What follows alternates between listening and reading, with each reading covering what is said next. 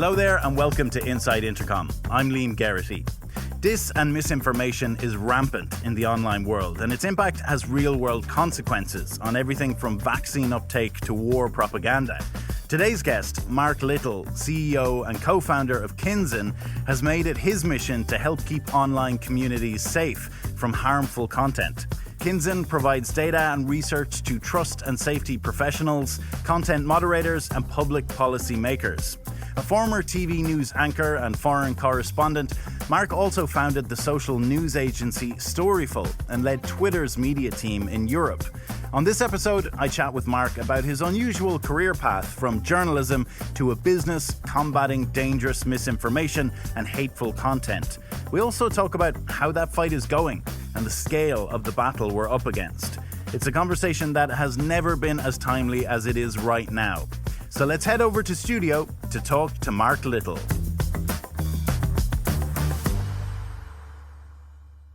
Mark, thank you so much for joining us. You're very welcome to the show. My pleasure, Liam. Thanks for having me. You've had a remarkable journey to this point before founding Kinzen. I'd love to talk a bit about it. Where did your interest in journalism come out of? Well, I was one of those very precocious kids. I think at the age of maybe 6 or 7, I used to fight for the Irish Times in the morning with my father. And I think at about sort of maybe 9 or 10, I realized I never had enough natural talent to be my true passion, which was to be centre forward for Liverpool. And basically, the only thing I remember falling back on was what someone, I suppose, my religion teacher pointed out to me in a report card about 14 years old, said I was prematurely cynical. And it got together a fierce curiosity about the world, a certain skepticism, and also just a passion for, change. I just was obsessed with how the world worked and why certain people seemed to be able to see around the corner and see what was going to happen next in politics or business or whatever. And that was the particular grain or kernel that began with journalism, but then kind of stayed with me throughout my career. Was politics big in your family? Absolutely. I mean, it was front and center growing up, I suppose, back in the 1970s and 1980s. If you were not interested in politics, then you weren't aware or awake. I think we were living in Ireland right then, which was still dominated by a very sort of regressive, church-dominated society. We were still the poor people of Europe. Immigration was at record high, unemployment record high. And then looking abroad internationally when I was growing up and as a student activist in the 80s, I mean, we had, everything was going on. It was kind of apartheid, what was happening in Central America, what was happening in the United States, all over the world.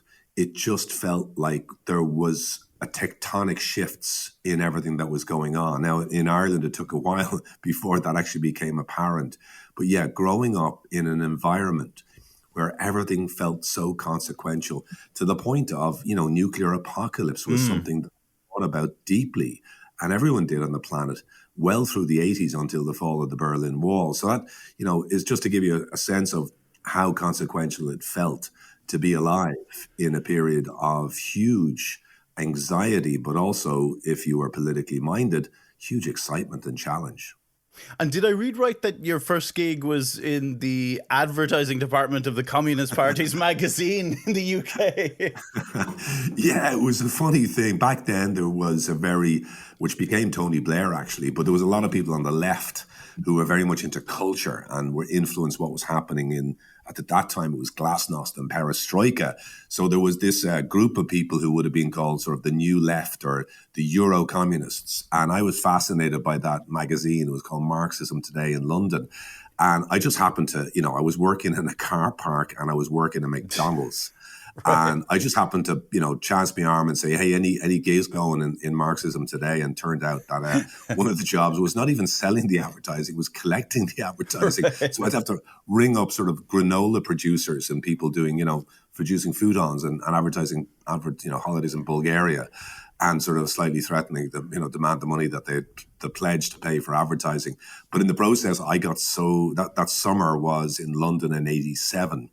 I got to see, which was a cultural movement at the time, Red Wedge, Billy Bragg, There was the minor strike had just ended, and there was a kind of a real sense that Thatcher was the biggest person on the international scene. So living in London in 87 and being part of broadly a left movement, not necessarily a communist party, which was kind of on the way out.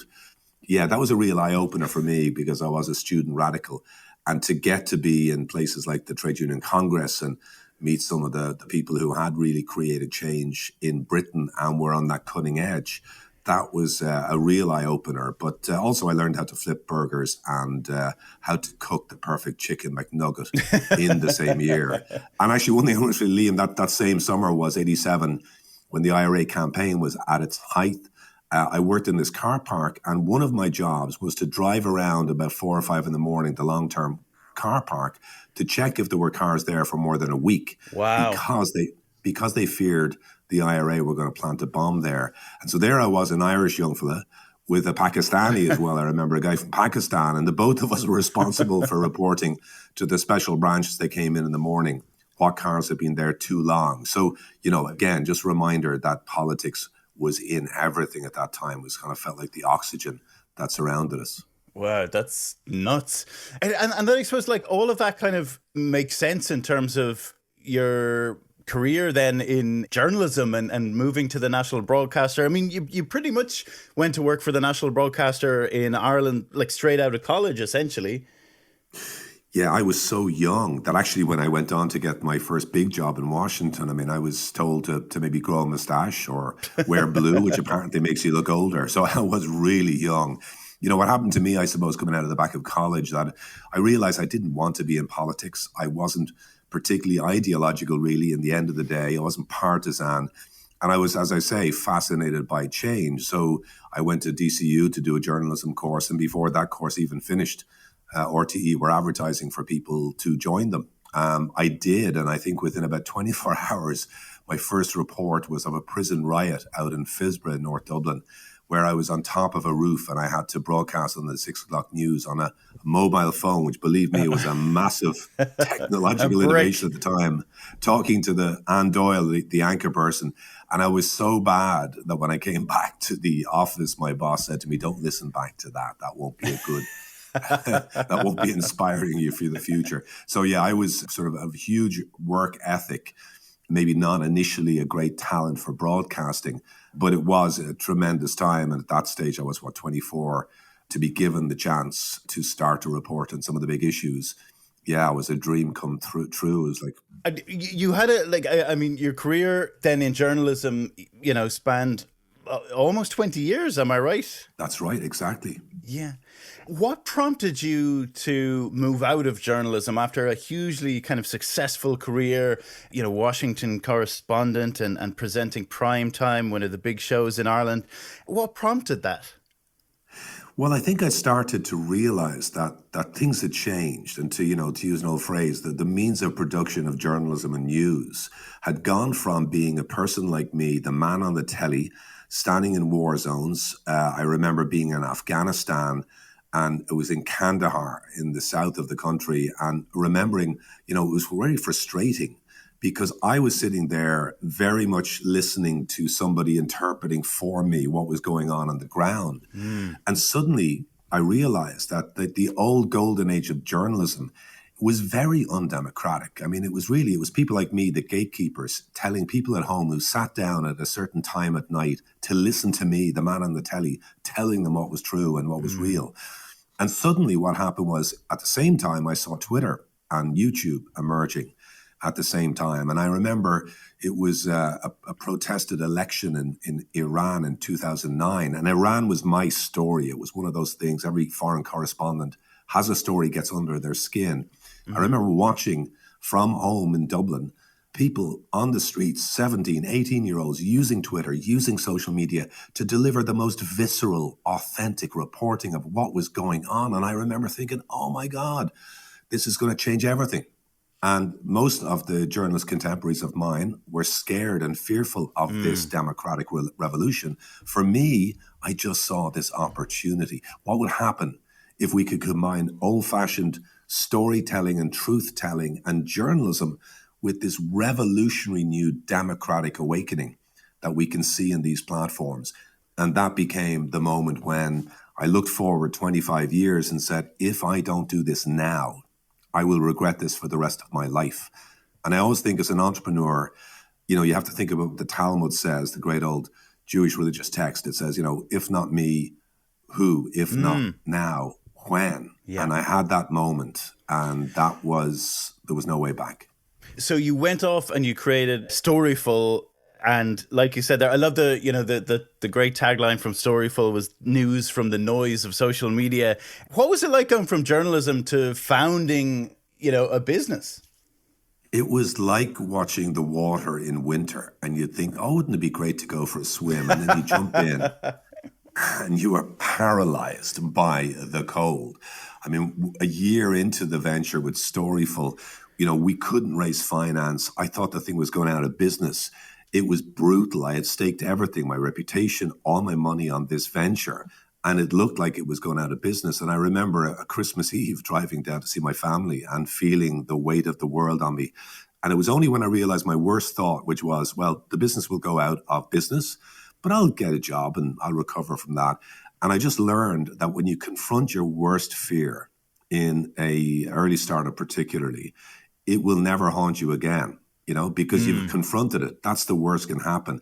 And what I started to realize as a journalist, I was about survival. Like I had been a war correspondent. I had remembered days when I could work at a fraction of whether I'd be killed or wounded. Wow. But I had never thought about resilience.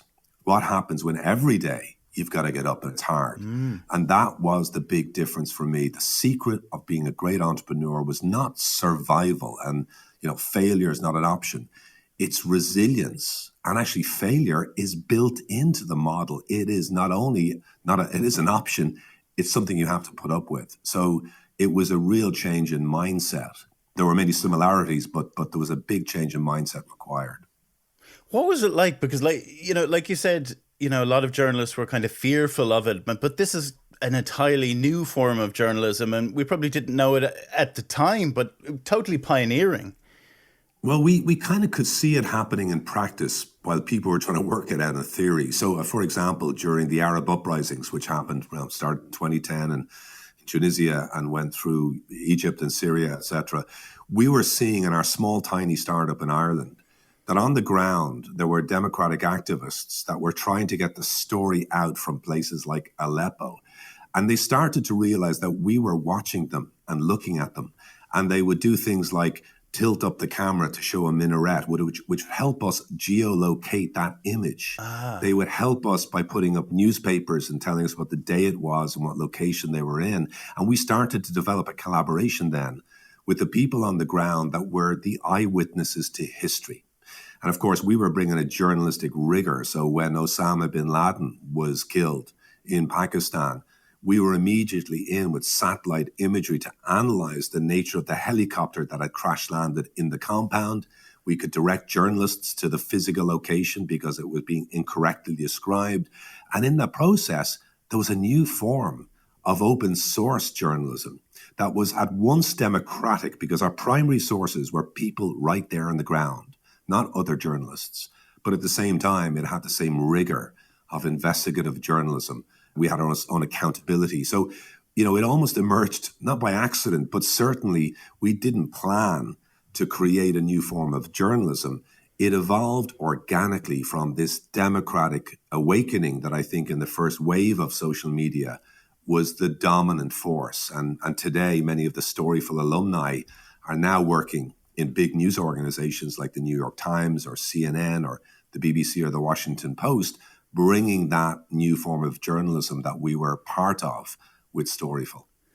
So then in 2013, you sold Storyful to News Corp, moved to New York to help with the transition, but eventually came back to Dublin to take on the role of managing director in Twitter Dublin. Were you kind of longing for the next big thing to do off the back of Storyful? Not really. I mean, when you think about it, I had a career at this stage already now of working for Marxism Today, having worked for Rupert Murdoch, having worked for Jack Dorsey and the Irish taxpayer. So I had a pretty good range from at least in the ideological perspective of working for different people. And I come at the back of Storyful, I have to say, really fascinated by Twitter. Like I had fallen in love with Twitter quite clearly. It changed my life. And I really wanted to get into the heart of the machine. I didn't have a great desire to do another startup. In fact, I asked another contemporary of mine, another media startup founder, kind of for permission not to do it again. I just wanted to see, could I make an impact inside at that stage, Twitter was a fairly large corporation. Could I help bring some change, some of the energy into the business of Twitter? So that's why I chose to do that. It was a real chance to get inside a platform that had changed everything in my business to see if I could have an impact. And it was only by accident that it meant me coming back from New York, where I was very happy and I had my kids in school, and back to Dublin, which coincidentally happened to be the international headquarters. But I wanted to take a break from the startup life and see what it would look like if I was inside a bigger corporation. So where did Kinzen come out of? What was the genesis? Seems to be kind of born out of the flames of Storyful to a certain extent. It was actually born, I think, out of frustration with that big corporation called Twitter. I loved working there, but it was, to be quite honest, it wasn't particularly well run. And in the end, my division, the media partnership team, basically got rid of internally in Twitter. So I could have stayed on in a nice corporate job. But meanwhile, the US presidential election had happened in November 2016. I had seen many of the problems that we had spotted in their earliest incarnation in the Arab uprisings, where we could see people using social platforms not as a democratic tool, but as a weapon. They could get in and they were using the virality of video on places like YouTube and Twitter to actually engineer false stories that suited them because they were either a propagandist or a conspiracy theorists. So the first wave of the internet, which was Storyful time, was a democratic awakening. And then when 2016 happened and I was inside Twitter, I realized, oh, holy shit, this is now being turned into a weapon. And the weaponization of social media, of the internet, was what I was seeing, not just because of Donald Trump. That was definitely a big issue, but there was deeper issues where suddenly the virality, the business model, the algorithms were being hijacked by people who were opposed to democracy. And that was the birthplace and the idea that led me to go back to Anya Kerr, who was my most trusted colleague, and say, she was at Facebook at the time, what if we did something to give power back to citizens, to allow them to protect themselves against this emerging threat? And we both jumped. We kind of set out to begin with to give people a news feed they could control. But obviously, as we moved on, like every great startup, there were evolutions of the idea. But it was all, in this notion that the first wave of democracy was now being replaced by a new dark force on the internet, which was turning it into a weapon. And that was the inspiration for what became Kinzen. So I suppose just for listeners who don't know, and you've described a bit there, but what is Kinzen? Who is the user of Kinzen?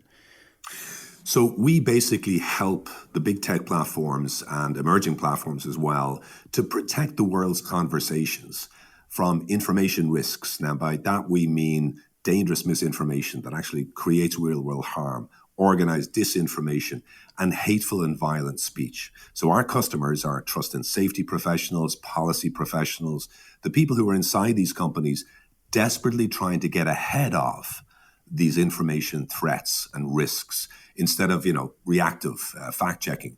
So from that point of view, we're using a combination of good old-fashioned human analysis and, the latest stages of machine learning that allows us to solve the wicked problem that these platforms face, right? Which is, number one, humans never scale to match the problem, but the machines themselves don't have the human insight to detect these information risks in multiple languages and multiple different formats. And that's the problem that Kinzen's trying to solve. We're scaling the human solution to this particular information crisis. So kind of taking those editorial skills from Storyful and coding them into the machines to kind of give them those values. Exactly. And we, the human in the loop machine learning approach, which has only really become possible in the last couple of years since we've had access to these big language models like BERT, where we can come in and our analysts are creating machine readable data in variety of languages, which has been pushed into the machine, and the machine is transcribing and translating and trying to understand, and the human data is helping it learn quicker. So it's a beautiful feedback loop between a small expert group and really advanced machine learning systems that are exponentially greater in their capacity now than they were even 4 years ago. Just how big is the scale of misinformation at the moment, would you say? Well, I think what's happening right now is it's kind of getting worse before it gets better. So it's not that everybody who's online is going to see it. But what's happening is the places where misinformation and disinformation is particularly problematic is in places where it's life or death. So, for example, right now in India, we see almost genocidal levels of rhetoric coming from supporters of the government toward Muslims in that country. It's bordering on hateful speech. We're seeing organized extremist far-right groups, neo-Nazis in Europe, organizing together using the virality of platforms to spread their message. And obviously we're seeing it then in conspiracy theories around health topics, not just COVID, but people trying to promote conspiracy thinking in mainstream conversations. So I think the key issue right now is not whether people are saying the wrong thing on the internet. It's not about disputes between people over politics. It's not even about Donald Trump or what he gets on Twitter. What we're looking at is in the multitude of languages and threats where there's actual real world harm and possibly life or death situations. And that's where we're focused. Currently in about 13 languages, very soon 26 languages. It's in places like Brazil right now that's having a hugely consequential election in October that may be a rerun of what happened in 2020 in the United States. So many people think we're trying to sort out what's true or false. It's not just about that or even primarily about that. It's where we can stop something happening online that will have a real world impact and potentially life or death impact. And you mentioned the Brazilian elections there, and I heard Anya Kerr on another podcast kind of talking about, disinformation, actors coming to realize that phrases like election fraud and rigged election were kind of alerting content moderators, who could take down their false claims. So then these actors began substituting them for stuff like, we are campaigning for clean elections, and that's where I suppose, like you mentioned, that human moderators can come in, spot those changes and kind of help the authorities intercept these messages. So yeah, what you're talking about, I think, is what we see as the rise of what's being called now algospeak, which is where communities realize that, there may be content moderation algorithms looking at what they're saying and they're trying to avoid it. And we're seeing words being invented. So during the pandemic, we saw anti-vax activists using the word panini instead of pandemic. Right. Most recently, in Germany, we saw the anti-vax community using the word for Smurf because in German, the pronunciation of that word sounds very much like the pronunciation of the children's TV character. Last year, more seriously, in Scandinavia, we saw a neo-Nazi group changing a word associated with a traditional children's festival to become a racial slur. Now, this is what we're seeing constantly, is words being amended and changed. And of course, the machine is not being able to keep up with that. When something like the pandemic happens, suddenly in common parlance, we have all these scientific terms coming into our language. The machine is just not caught up. And that's where the human analysis is important, to correct the machine, to add that a bit of an alias. And so more and more inside Kinzen, we're starting to see the machine picking up on the evolution of language. So one word connected with another, Smurf connected with vaccine. Or for example, in places like India, we see anti-Muslim activists, using words that may seem to be totally innocuous, but we can see they're part of a pattern of intimidation and hate speech. So, this is why the human is so important. And, we don't advocate for more content moderation. We don't advocate for, laws banning disinformation and misinformation. I think that's absolutely the wrong way to go. We're looking for more precise content moderation that can actually pick the needle in the haystack that is dangerous while allowing the maximum freedom of speech. And that's, for us, the long-term goal. We cannot have safety by decree, governments banning content, we need to redesign the platforms so that the machines and the humans that are working in content moderation are getting more exact, more precise, more timely in getting ahead of the problem instead of reacting to it. So, well, I was going to ask, is misinformation a tech problem or a human problem, or perhaps a bit of both? Listen, that's one of those great existential questions that always people think, like technology made me do it. Technology made Yeah. the world dumb, I just don't go for that. I remain an evangelist for the democratic potential of the kind of technologies that we now kind of take for granted or are starting to dislike intensely. So I think it's very much that there is things in human emotion that the business model and the way the algorithms were primed initially with social media that do take advantage of our worst instincts. And I think we can redesign this technology to liberate our best intentions. And I think part of that is going to be having much better filters that the ordinary person can access in the way they browse the internet. So right now we work with centralized moderation teams inside the tech platforms.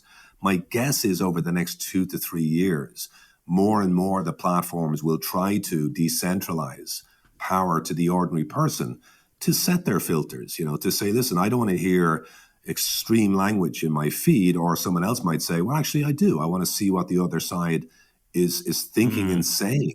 So I think a lot more power to the average user, a lot more precision about content moderation. And again, it will be, humans solving a human problem using technology and redesigning the technology that will be the broad solution here. But it will take time. And we're, I think, only in the beginnings of this, because remember, the big platforms that exist today will be replaced by new platforms that right now are being, incubated by some 17-year-old in Bratislava. So, I think we really have to be aware of some developments that could make the problem worse before they get better. We in Kinzen are pioneers of audio content moderation. So we've been analyzing the way in which misinformation, disinformation, hate speech spreads through live audio, through podcasts. And we think the spoken layer of the internet is an area that we need to focus on with high degrees of importance now for the next couple of years. And I was going to just ask you about that just before we wrap up, because, as you say, there's just countless hours of audio. What problem is that presenting to you, and to fact checkers? It's kind of like a perfect storm of combinations that you have now. Obviously, with live audio, you've got the speed. If you look into podcasts, many of these podcasts are hours and hours long. And then the most important and biggest challenge is language. There's thousands of language spoken every year. If you're analyzing something in India, you might be listening to someone speaking in Hindi, but they'll jump into English every now and again. So what we're very conscious of is, and this is where the machine learning is so fascinating, you have automatic speech recognition, a key part of machine learning. But again, you can tweak that if you know what you're looking for with some human signals. We can, allow the language model to get better, to be optimized, to listen out for, not just the sound of a word, but the relationship between language. So I think for me, and I'm a journalist, right? I'm not a techie by training. So a lot of this stuff makes me sometimes wonder, and as I try to keep up with it. But I think what's really important for audio is that we are looking out for the way people speak, their tone of voice. Arabic, for example, is basically one language if you write it down, but it's multiple different dialects when you speak it. And that for me is what's most, I suppose, troubling in one way, but also most exciting. Can we start to use machines and humans together to interpret the meaning of language, what people are, not just what they're saying, but how they're saying it? That is the big challenge of audio moderation. But I also think it's one of the most exciting challenges to be working on. And only the human in the loop system is going to be able to detect those things like irony or sarcasm or slang or algospeak, as I've described already. And that's why I think the approach that we have is not just more effective, but ultimately more democratic. Because again, we want the least possible kind of intervention, but the highest level of precision. And that's where obviously the mix of human and machine is just so vital right now, I would argue, for democratic debate. Brilliant. Well, Mark, thanks very much for joining me today. Liam, it's my pleasure. Let's do it again soon. That was Mark Little from Kinzen. You can find out more about Kinzen at kinzen.com. If you enjoyed the conversation, why not help spread the word and give the episode a shout out on social? Tag @Intercom. We'd love to hear from you. I'll be back next week with another episode of Inside Intercom. Thanks for listening. This is Inside Intercom.